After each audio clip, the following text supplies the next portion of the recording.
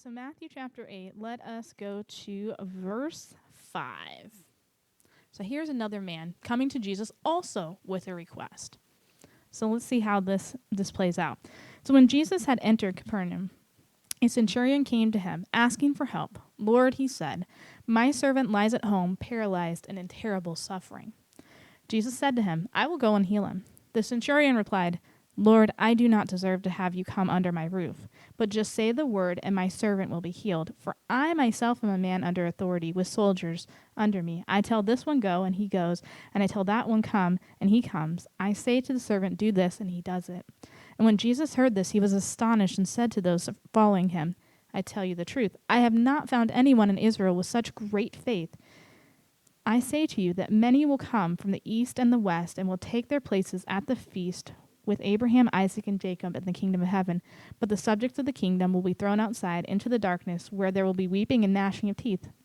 Then Jesus said to the centurion, Go, it will be done just as you believed it would. And his servant was healed at that very hour. So here comes this man. He's not even Jewish. He's not in the sense that the other disciples were a disciple of Jesus. And he comes with a request. And there's something interesting here because he comes with a request that's not even for himself, right? When we look at James and John, the request they bring is very much about themselves and what they want to get out of it. And he comes with a request that has nothing to do with him.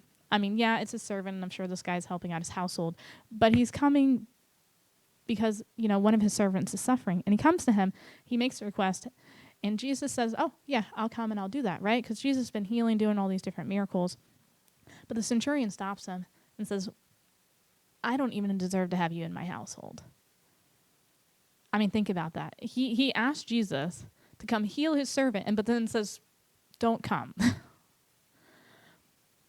He is so in awe, if you will, of he has to know, not only is he in the, God is working on this man's heart.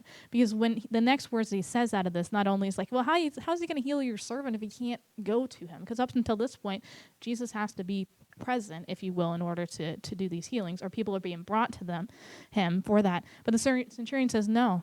He has an understanding that the disciples did not understand. He says, I understand that if you say it, you have servants, and we think about it in this case, angels, you can say the word and make that happen.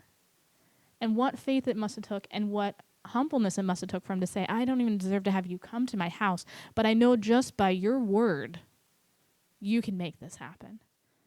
And I don't think it is an understatement.